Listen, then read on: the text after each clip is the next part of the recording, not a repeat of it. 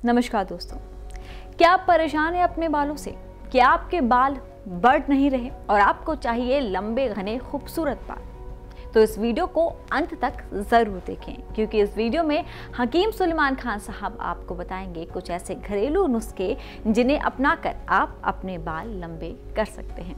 दोस्तों, लंबे बालों की चाहत हर किसी की होती है, लेकिन हम अपने खाने पीने पर सही ध्यान नहीं देते और कई बार जेनेटिक कारणों के चलते भी हमारे बाल या तो झड़ते हैं या फिर लंबे नहीं होते।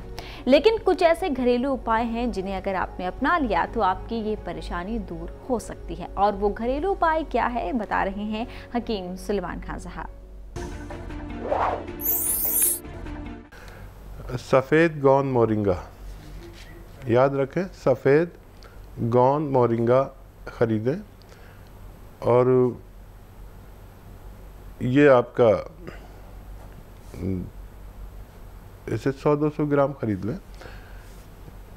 इसमें पानी में मिलाकर या दूध में मिलाकर या नारियल पानी में मिलाकर, तो वह हैसियतदार आदमी तो नारियल पानी में भी मिलाकर ले सकता है, गरीब आदमी पानी में मिलाकर भी ले। फ़ायदा होना चाहिए, जैसे आपके हालात हैं, जैसी आपकी हैसियत है। 1 ग्राम सफ़ेद गौन मोरिंगा, याद रखें असली लें, बेशुमार नकली मिलता है। कोई लाल सा देने लगे मत लीजिए, पीला सा दे नहीं दे, गौन मोरिंगा सफ़ेद लेना है। ये 1 ग्राम रोज़ाना दोनों को दिया करें, 1-1 ग्राम। थोड़ा सब्र करें, 3-4 महीने तक सब्र करें तो दोनों को फ़ायदा होना मुमकिन है। ऐसे ही तमाम बीमारियों के असरदार घरेलू उपायों को जानने के लिए आप हकीम सुलेमान जी के इस वीडियो को अंत तक जरूर देखिए और ज्यादा जानकारी के लिए हमारे YouTube चैनल हकीम सुलेमान पर जरूर आएं। ये जो पैरों में इतनी तकलीफ व्यक्ति की शुरू हो जाती है, तो ये शुरुआत तो धीरे धीरे करके होती होगी, क्योंकि जब कहीं पे हमारी कोई नर्व दबती होगी तब ये तकलीफ की शुरुआत होती होगी और उसके बाद व्यक्ति के पैरों में सूजन आने लगती है और वही दर्द उसका एड़ियों तक चला जाता है। तो तलुए जो होते हैं वो भी भारी होने लगते हैं। तो ये सब होने के कारण क्या होते हैं?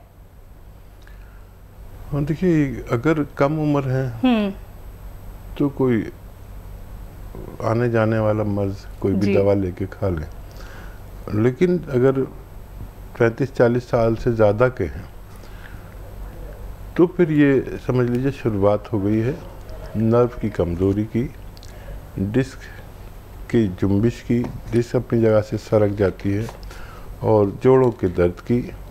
यहाँ से आप सतर्क हो जाइए, क्योंकि ये दर्द फिर आसानी से जाने वाला नहीं। एक इलाज ये है कि वो दर्द की दवाएं खाओ, ठीक हो जाओ, फिर हो जाए, फिर ठीक हो जाओ, ऐसे साल हर साल निकलते चले जाते हैं। और एक इलाज ये है जो मैं आपको अक्सर शेयर करता हूँ कि दवा खाओ, धीरे धीरे फ़ायदा हो और फिर रोग से निजात मिल जाए। तो यूनानी इलाज भी लें, अगर ज़्यादा दर्द है तो एलोपैथिक इलाज भी ले लें अपनी ज़रूरत पूरी करने के लिए, साथ में यूनानी इलाज लें, ताकि आपका आर्जी फ़ायदा भी हो जाए और दूर तक फ़ायदा भी आपका हो सके।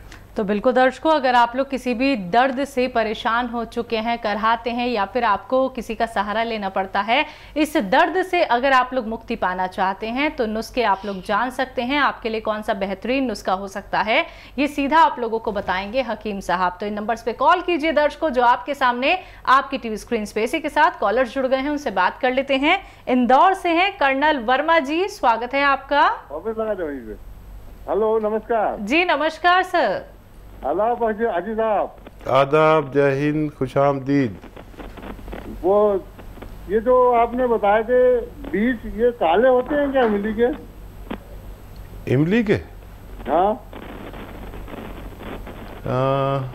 इमली के बीज तो वो होते हैं ब्राउनिश से लाली लिए हुए, सुर्खी लिए हुए। हाँ, मतलब ये ब्लैक या कत्थई तरीके होते हैं ना ये? हाँ, मैं कंफ्यूज हो रहा हूँ, क्योंकि इमली के बीज तो सभी जानते हैं कैसे होते हैं। हाँ, ये अपने देसी इमली वाले। हाँ, वो भी ऐसे ही होते हैं, थोड़ा सा कालापन लिए हुए होते हैं वो। ये जैसे सुर्खी लिए हुए होते हैं, वो कालापन लिए होते हैं, लेकिन उसको इस्तेमाल करने के लिए उसको मुदब्बिर करना होता है, नहीं शुद्ध करना होता है, और वैसे इस्तेमाल नहीं कर सकते। और वो बहुत तेज़ होते हैं और हर कोई इसका इस्तेमाल नहीं कर सकता। शुद्ध करना उसके लिए ज़रूरी है। शुद्ध भी वो कैसे होते हैं कि उनको बार बार नींबू पानी में डालते हैं और फिर उसे निकाल के फिर पानी में डालते हैं, फिर उसे सुखा लेते हैं, फिर नींबू पानी में डालते हैं, या जो दूसरे कुछ लोग गौमूत्र में भी करते हैं, लेकिन हम लोग उसमें नहीं करते। हम लोग नींबू पानी में या किसी एसिड में, ये सब एसिड ही हैं, चाहे गौमूत्र हो चाहे सिरके में करते। तो इससे जो उसके नुकसानात हैं वो ज़ाया हो जाते हैं, ख़त्म हो जाते हैं। और कोई भी सवाल है क्या आपका? कर्नल साहब आप हैं लाइन पर? चलिए, शायद आपकी कॉल डिस्कनेक्ट हो गई है। उम्मीद करूंगी कि आपका यही सवाल था जिसका जवाब आपको हकीम साहब ने दे दिया है। बाकी अगर आपका कोई और प्रश्न है कर्नल वर्मा जी, तो आप एक बार फिर से कॉल ट्राई कर सकते हैं। इसी के साथ अगले कॉलर हैं महाराष्ट्र से दीपाली, स्वागत है आपका। नमस्कार मैडम। जी नमस्कार। हकीम साहब को भी मेरा नमस्कार मैडम। जय हिंद, स्वागतम दीपाली जी। सर मेरे 2 सवाल है। मेरी बेटी है 9 साल की।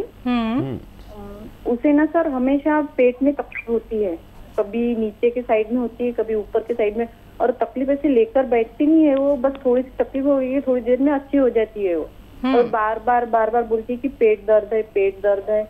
और मेरा 2 साल का बेटा है सर, उसकी ना जो पेशाब की जो जगह है ना सर, उसकी वाली एक साइड से बड़ी है उसकी वाली, और उसकी पेट में पेशाब के नीचे की जो साइड है सर उसकी बड़ी है सर वो।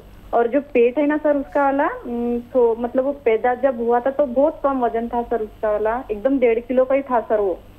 तो और उसकी पिट्ठी में जैसे गड्ढे जैसा है। तो हमने डॉक्टर को बताया तो डॉक्टर ने बोला ये पैदाइशी गड्ढा है, बोले इसको भरने में हम कुछ नहीं कर सकते, कैल्शियम की कमी से है बोले। और अभी कुछ दिन हो गए सर, उसका ना जो दाहिनी तरफ से पेट है ना सर, पेट में से बोलता है सर, बस दर्द देता है करके रह के बोलता है सर ऐसे, लेकिन ऐसे मतलब लगातार नहीं बोलता है वो, लेकिन ऐसे बोलता है कि यहाँ पे दर्द दे रहा है। ठीक है। एक 2 साल का बच्चा, एक 9 साल की बच्ची ना जी। अच्छा देखिए, जो 9 साल की बच्ची है उसको बेल का मुरब्बा एक पीस, एक इसके वो आते हैं पीसीज आते हैं, बेल, कच्ची बेल से मुरब्बा बनाकर रखते हैं, जिसे बेल पत्थर कहते हैं, पत्थर बेल कहते हैं। हमारे दिल्ली यूपी में तो ये कहते हैं, और महाराष्ट्र में क्या कहते हैं नहीं पता, और इंग्लिश में कवेट कहते हैं। उसका मुरब्बा, क्योंकि अभी बेल नहीं मिलेगी इसलिए मैं मुरब्बा बता रहा हूँ, बेल अब आगे आने वाले 2 महीने बाद मिलेगी। तो एक पीस बिटिया को खिलाइए सुबह खाली पेट, मीठा होता है ये, और पानी पिला दीजिए। और बच्चे को एक पीस में से 4 हिस्से करें और वो उसको एक बार खिला दिए सुबह को और पानी पिला दीजिए। आपके ये बच्चे अच्छे होने, दर्द से ताल्लुक़ रखने वाला मर्ज़ इससे अच्छा होना मुमकिन है।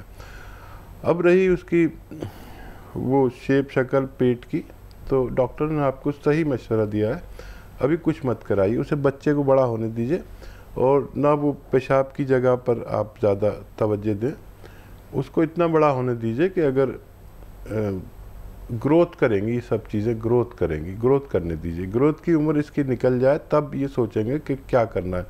हो सकता है ये सब अपने आप ही ठीक हो जाए, और नहीं तो अगर ये सब रहेगा तो फिर सर्जन के मशवरे आपको बेहद ज़रूरी और फ़ायदेमंद हो सकता है। जी, हरियाणा से हैं जगन्नाथ जी, स्वागत है आपका। हाँ जी। जी सर, प्रश्न कर लीजिए। मेरे 3 प्रश्न है जी। बोलिए। पहला तो है हमारे लड़के की जो हाथ पाम अकड़ जाए उनकी दवाई चल रही है, एसके और आर के कैप्सूल, उनसे थोड़ा तो आराम है। ठीक है। और दूसरा सवाल? दूसरा सवाल ये है कि मेरे बाईपास सर्जरी हुई हार्ट की। ठीक है। अब उसमें अभी दर्द है, 3 साल हो गए। ठीक है। ठीक है। और चौथा सवाल है, तीसरा सवाल है, मेरे पिताजी 95 साल के हैं। अच्छा। उनके हाथ पांव जोड़ के पांव वैसे अकड़े से हो गए हैं, उनके लिए क्या चीज दी जाए? ठीक है।